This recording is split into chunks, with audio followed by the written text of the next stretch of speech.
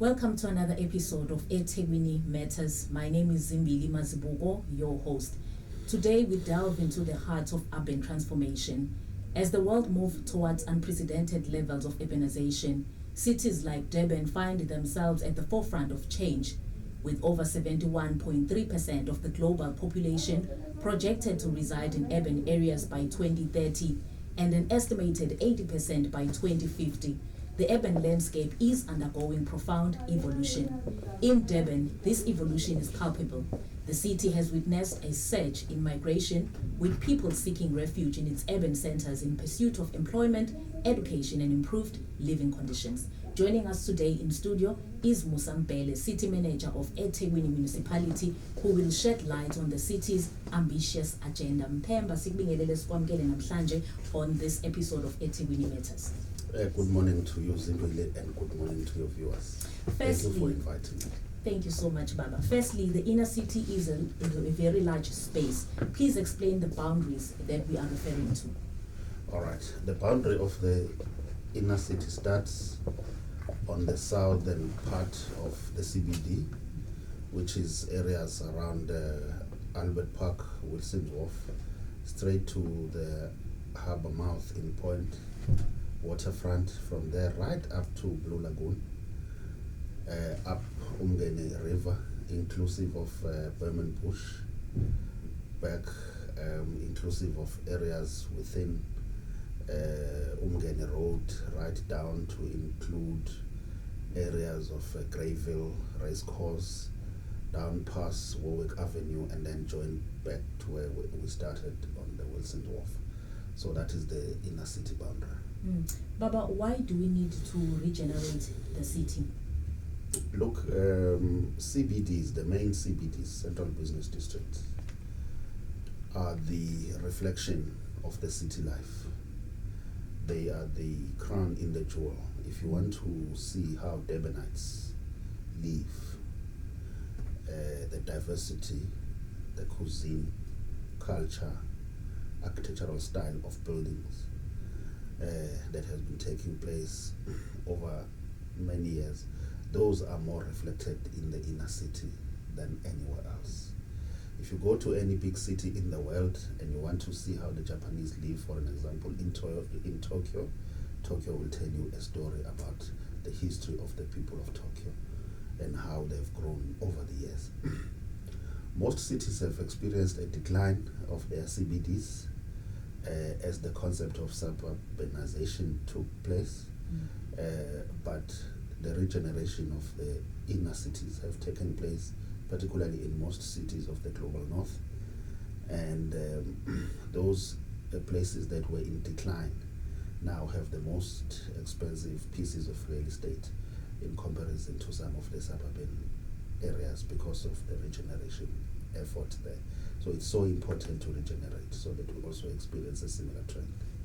Many people would be interested to know about the regeneration strategy. Can you tell us about the goals of the strategy? Yeah, well, the strategy, first of all, sought to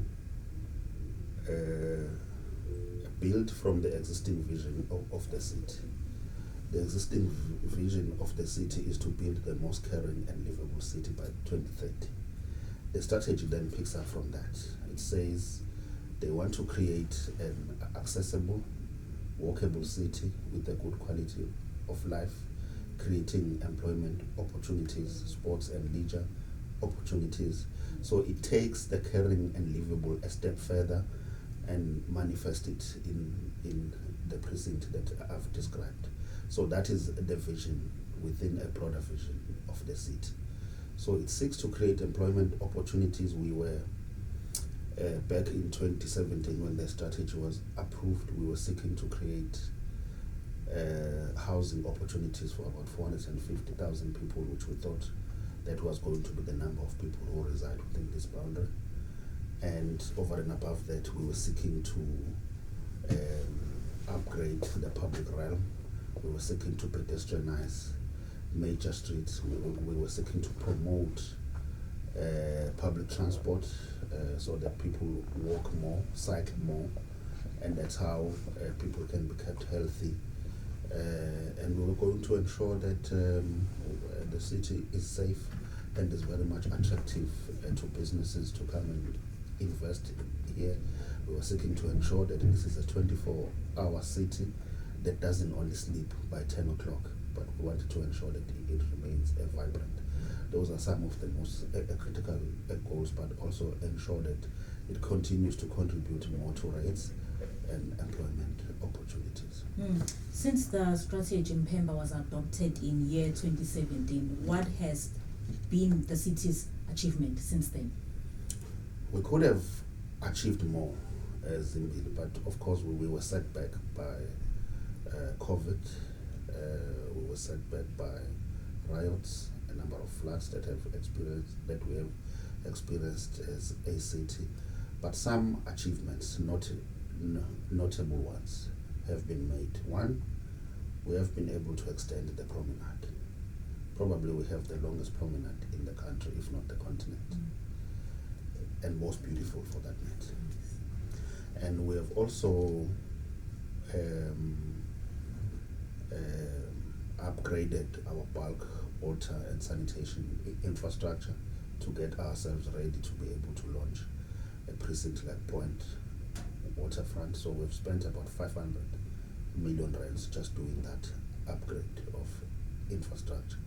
Point Waterfront, the promenade itself was in the region of about 350, 400. So nearly R1 billion of a city's money has been spent in improving the inner city precinct. We have made some strides as well in the space of safety and security. We've got now all our cameras functional in the CBD, which also plays a very crucial role in eliminating potential criminal activities. We have deployed a number of metropolis consistently. We have conducted a number of blitz programs to try to do the joint enforcement of our bylaws, and that is a major success. We are also on our way to ensure that we continuously upgrade our promenade so that it continues to become the world-class promenade. We have invested heavily, as I said, on security and feasible policing within this prison. So those are some of the notable achievements that we've made, notwithstanding the challenges that we've faced. One of the special principles of the strategy include developing a walkable city. You spoke about that earlier. Can you tell us a bit more about that and the plans that the city has? First of all, accessibility, walkability are the key planning principles of the strategy that were borrowed from the new urban agenda. So first of all, you have to ensure that you pedestrianize some of the streets in the city. You widen your pavements so that people can jog more and walk more. But over and above that, you need to ensure that you limit the use of private motorized transport and make people rely more on public transport. They must walk to the public transport facility. They must cycle where it is necessary for them to cycle. So we want to change some of the precincts within the CBD to encourage people to walk and distribute the foot traffic to various parts of the CBD so as to promote the economies of those various nodes within the CBD. So those projects have not quite started, but we are doing the designs. We are going to start with Brixley Assignment, West Street, and start pedestrianizing it in different blocks for the next 12 to 16 months. People are going to see that we will start diverting traffic so that we increase that walkability and connectivity between different precincts of the CBD. Mpemba, what are some of the catalytic projects that are planned for the inner city for the future? Yeah, probably what I didn't mention is that inner city has a potential of catalytic projects that are valued at 18 billion rands. over the next 20 years. And we need to harvest that potential and harvest it very quickly. Now, we know we have point waterfront development. We've done the promenade, we have upsized infrastructure, as I've said, we've spent nearly R1 billion on that. The next step now is for top structure development. The developer there has assured us that he is going to launch the first phase projects very soon, probably in the latter years of this calendar year. But we also have the marina, which we have shared with the members of the public, that we want to do a marina development facing the marina there by Wilson's Wharf, including some of the areas that are abutting Margaret and Mali. So planning is at an advanced stage there because we want to create the world-class marina. It is not in conflict with point waterfront development, but we will create a mixed-use development made up of residential, office, entertainment, public amenities, like all the the marinas that we have seen in the world. We are engaging a lot of potential investors in that particular space. We have an investor that is investing in the 320, our old 320 building. He is investing over 700 million rands, and the plans have been approved. That project is at an advanced stage. We have engaged GTEC, a service provider that has been given to us by the National Treasury, and they are packaging developments in the Centrum site. We are engaging an international service provider as well to help package other opportunities within the CBD, which we are going to use to attract investors. We have finally been able to transfer the Natal Command site to the developer, and he's in the process of starting his development there. So this city, in a couple of years, is going to be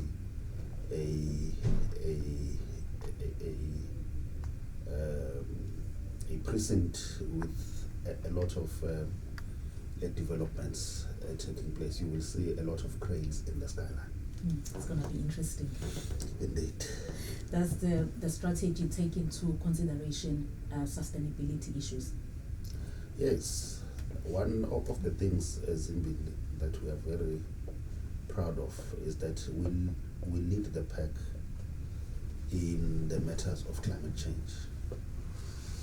We have the climate strategy. We have the climate action plan. They've been both developed and approved by council, and all our projects now are being implemented across the city. So we are already piloting issues of energy saving in most of our buildings. ICC is one of them, and a number of buildings within the CBD where we are looking at energy conservation projects. But we want to encourage the developers when they come here to follow the green building principles as they develop, in keeping with our own strategy. By the way, what I didn't highlight as one of the critical investments is that we are going to be dealing decisively with the bad buildings in the CBD, to such an extent that we are going to be taking over some of those buildings using a foreclosure process on the basis that they owe us rates over the years, let alone services in water and electricity. Will embark on the process of takeover.